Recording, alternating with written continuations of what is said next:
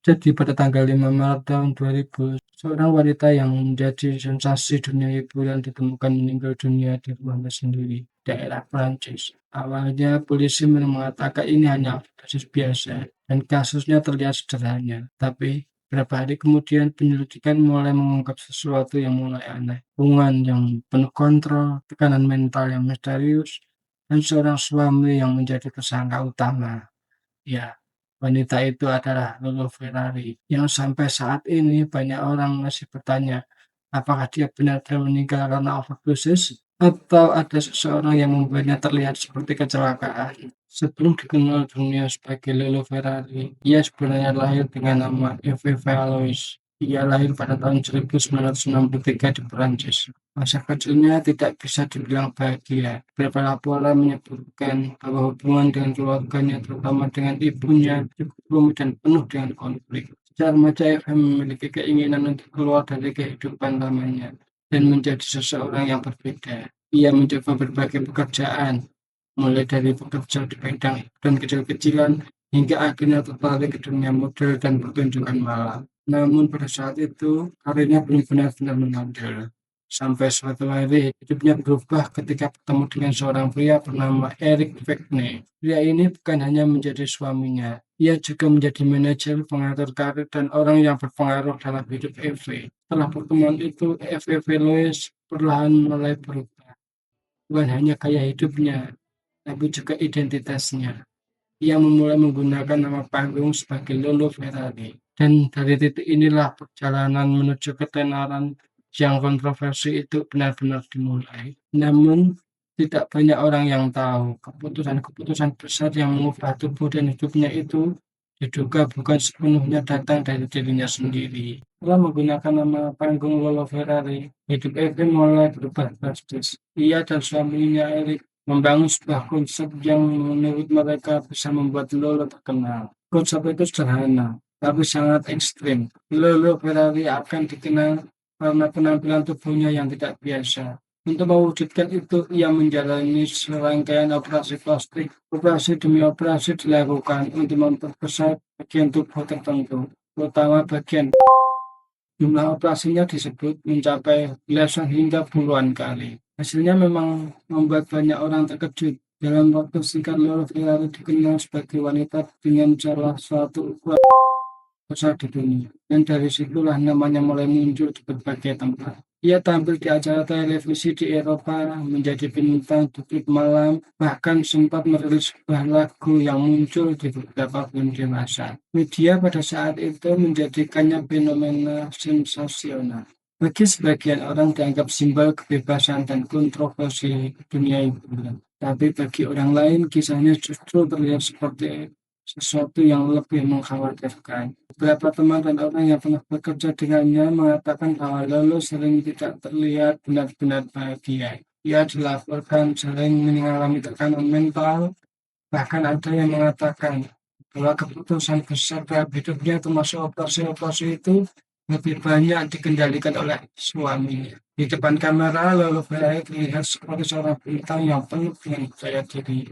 Namun di balik layar, kehidupannya mulai dipenuhi dengan tekanan, tergantungan obat, dan konflik rumah tangga. Dan perlahan-lahan kehidupan glamour itu mulai menunjukkan sisi gelapnya. Sampai akhirnya kita tiba di malam yang akan mengubah semuanya. Nah, menjelang awal tahun 2000, kehidupan Lolo Ferrari sebenarnya sudah mulai berubah. Popularitas yang dulu begitu besar perlahan mulai meredup. Sorot media tak lagi sebesar beberapa tahun sebelumnya. Balik itu, laporan dari beberapa orang terdekat menyebutkan bahwa kondisi Lolo terus semakin memburuk. Ia sering mengalami depresi dan kecemasan, gantung pada berbagai obat penenang serta obat tidur. Saat itu ia tinggal di sebuah rumah di kota Grasse, Perancis bersama suaminya Eric. Lalu tibalah malam sebelum kejadian itu. Malam tersebut dilaporkan tidak terlihat berbeda dengan biasanya. Tidak ada laporan pertengkaran besar, tidak ada kejadian dramatis yang diketahui publik. Namun keesokan paginya semuanya berubah. Pada tanggal 5 Maret tahun 2000, Lolo Ferrari ditemukan tidak sadarkan diri di tempat tidurnya. Para medis segera dipanggil, tapi saat itu tiba semuanya terlambat. Lolo Ferrari dinyatakan meninggal dunia pada usia 37 tahun. Awalnya kasus ini terlihat seperti kematian akibat overdose obat. Namun ketika polisi melakukan penyelidikan lebih dalam, mereka mulai menemukan beberapa hal yang membuat kasus ini terasa tidak sesederhana yang terlihat. Setelah kematian Lolo Ferrari pada tanggal 5 Maret tahun 2000, polisi Prancis langsung membuka penyelidikan. Kamar tempat Lolo ditemukan, polisi menemukan berbagai resep obat. Sebagian besar adalah obat penenang, antidepresan, dan obat tidur. Hasil awal otopsi menunjukkan kemungkinan besar kematiannya disebabkan oleh overdosis obat. Jika hanya melihat dari hasil itu saja, kasus ini sebenarnya bisa saja ditutup dengan cepat. Namun ketika polisi mulai bicara dengan orang-orang yang mengenal Lolo, justru membuat kasus ini semakin rumit. Beberapa teman dekat mengatakan bahwa Lolo dengan suaminya Eric tidak selalu harmonis. Ada yang mengklaim bahwa Eric sangat mengontrol kehidupan Lolo. Ia bukan hanya seorang suami, tapi juga manajer yang mengatur hampir semua keputusan dalam karirnya, mulai dari penampilannya di media, kontrak kerja, hingga berbagai operasi plastik yang membuat Lolo terkenal. Beberapa orang mengatakan bahwa Lolo sebenarnya ingin menjalani hidup yang lebih normal, namun ia merasa sulit keluar dari kehidupan yang sudah terlanjur dibangun di sekelilingnya. Cerita-cerita inilah yang akhirnya membuat polisi melihat kemungkinan lain.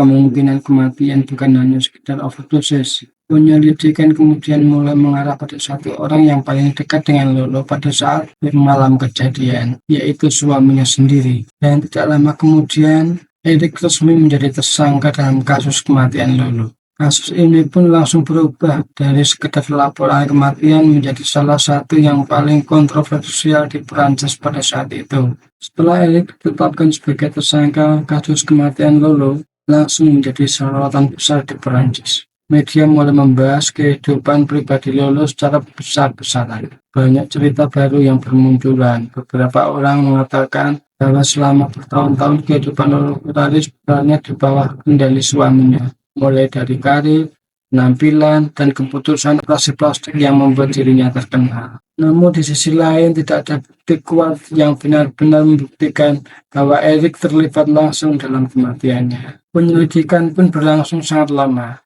Polisi memeriksa berbagai kemungkinan, mulai dari bunuh diri, overdosis, hingga kemungkinan pembunuhan. Tapi setiap teori selalu memiliki kekurangan bukti.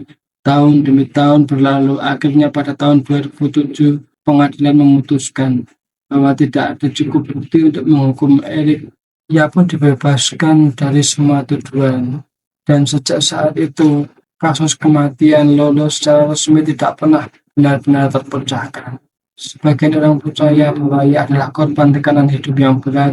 Sebagian lainnya masih yakin bahwa ada sesuatu yang tidak pernah terungkap dari malam kematiannya. Yang jelas, kisah Lolo Ferrari adalah salah satu contoh bagaimana ketenaran, kontroversi, dan tekanan dunia hiburan bisa meninggalkan cerita yang jauh lebih gelap dari balik layar.